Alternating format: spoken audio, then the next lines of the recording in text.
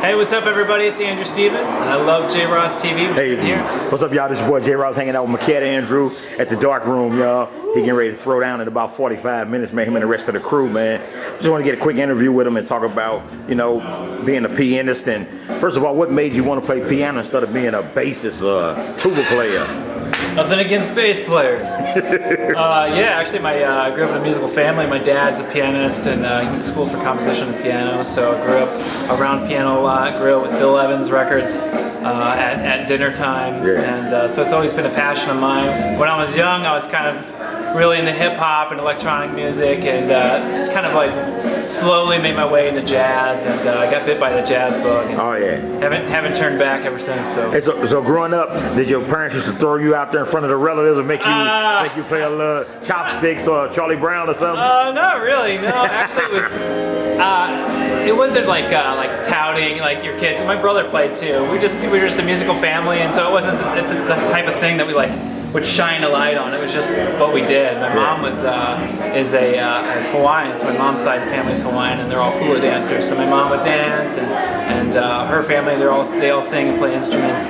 So it was just part of growing up. Yeah. Yeah. So being proficient, excuse me, what did you practice on? Some of like your practice regimens at an early age, where you know you got your dexterity together and sure. mind. Well, honestly, when I was young, I was pretty anti-discipline. I spent a lot of time. I spent a lot of time at the piano, but I really didn't practice a lot of specific things. I really was always writing music at the piano. So my relationship with the piano growing up was not one of reading a bunch of music and practicing etudes and learning sonatas and things like that. It was more along the lines of writing pieces of music on the piano, and I started producing electronic music when I was a teenager. So I would take whatever I was working on the piano and use it in the electronic music that I was doing at the time. Yeah, so like going to high school and you know all that, did you like just hang out at the crib, just practicing all the time, or you were anti-discipline in all aspects of it? Well, in high school, I really got really into like music production and working with MIDI sequencers and sequencing. I made a lot of like drum and bass tracks and like hip hop tracks. I was really into hip hop at the time, and so that's what kind of got my foot in the door, because that's what I do now is music production and producing records, kind of all across the board in terms of genre. But that was a time where most of my time at the piano was spent, again, coming up with ideas and fleshing them out in MIDI programs and making electronic music out of it, which is good because I'm still here today and using those tools musically. So Drew, hey, where do your creativity come from? Do it come from like just all around things that you experience, or do you go inside to find it, or how does that work for you? Sure. It really just depends.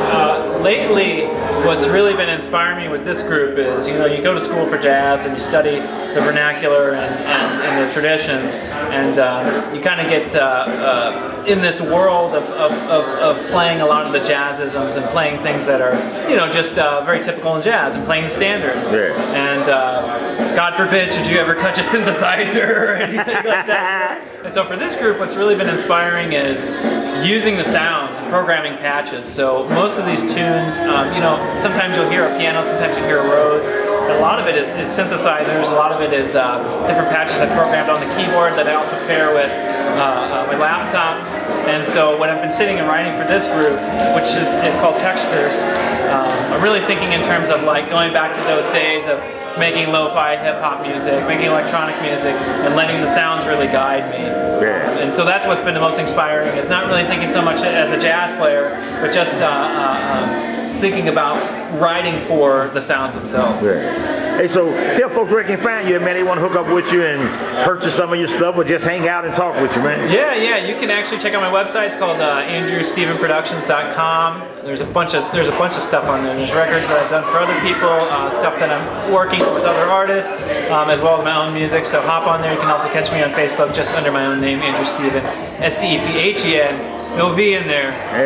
So yeah, come check it out. There's plenty of stuff on there. All right, hey, give us a little something to take us out, man. Let's see the twinkle fingers work.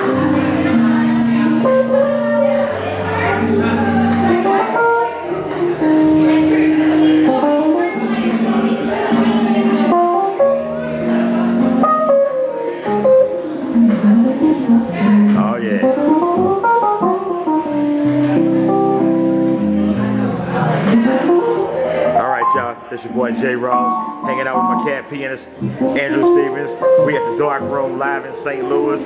We 10 million strong and we gone. Peace.